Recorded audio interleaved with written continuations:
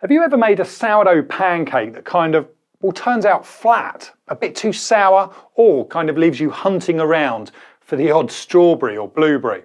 Well, I've developed this recipe to combat all of those problems and to maximise the flavour, the texture and the volume of the pancake to produce something that's really soft and fluffy with crisp lacy edges and that gentle sourdough tang that kind of brings or wraps everything together.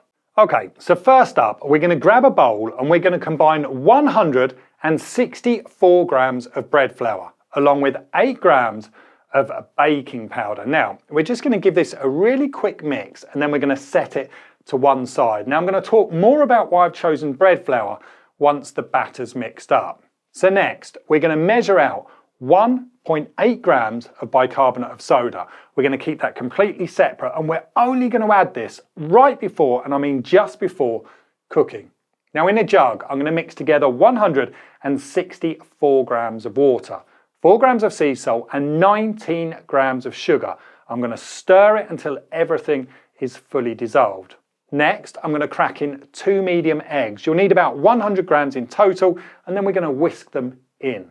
We're going to follow that with 140 grams of ripe sourdough leaven, and that's 100% hydrated. We're going to give this whole mixture a really, really good whisk so it's nice and smooth and everything's properly combined.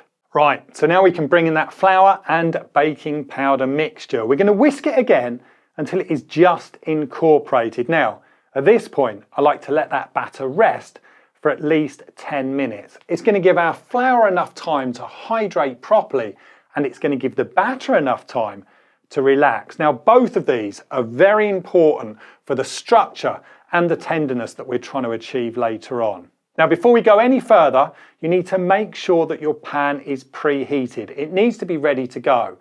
So for this one, I'm using a cast iron skillet, but of course you can use any type of non-stick pan.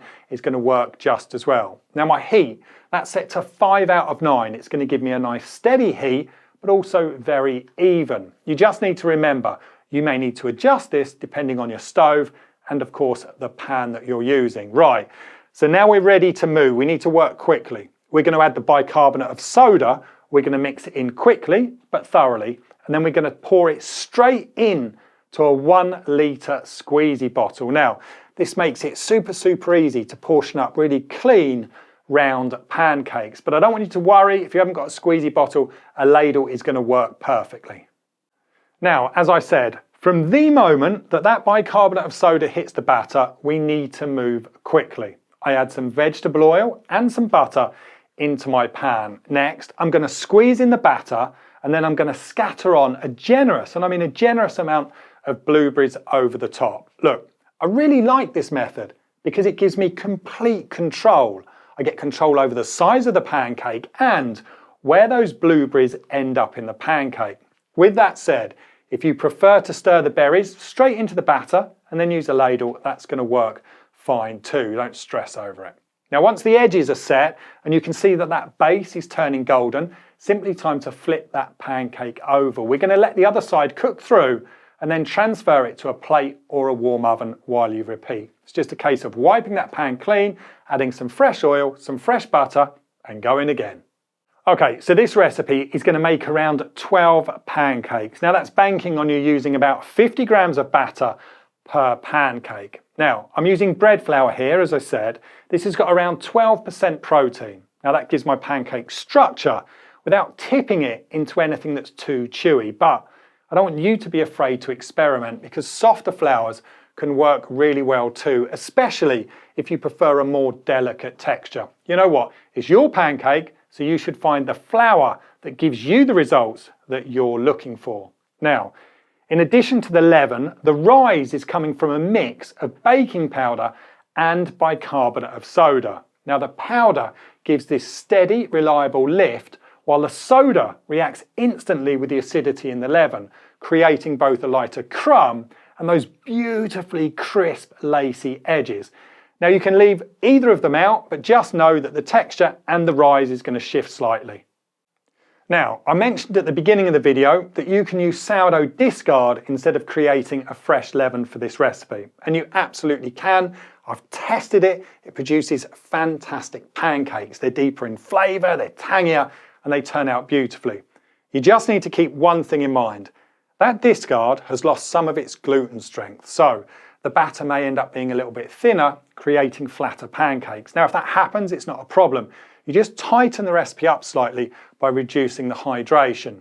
Now, if you follow the link that I'm going to put in the video description, you're going to find the full written recipe with all of the baker's percentages, step-by-step instructions, and tips on how you can really start to make this recipe your own. And I'm sure that after you've made it once or twice, you're going to get a real feel for how to tweak this and suit your own style. And I think you're going to find it's one of those recipes that you just come back to again and again. And the result? Well, super soft pancakes. They've got this delicate, lacy, crisp edge that just offer really good textural contrast. The sourdough adds a gentle tang and a subtle complexity to the batter. It gives a really light crumb with a relatively open texture. I serve them with a swirl of blueberry yogurt and a drizzle of maple syrup. The fruit adds this brightness and the yogurt brings the creaminess, and then it all sits perfectly against a golden, slightly tangy base. As I said, you're going to find everything that you need, the full recipe, the method, the tips, everything on my website. Thanks for watching, stay tuned, and I'll see you in the next one.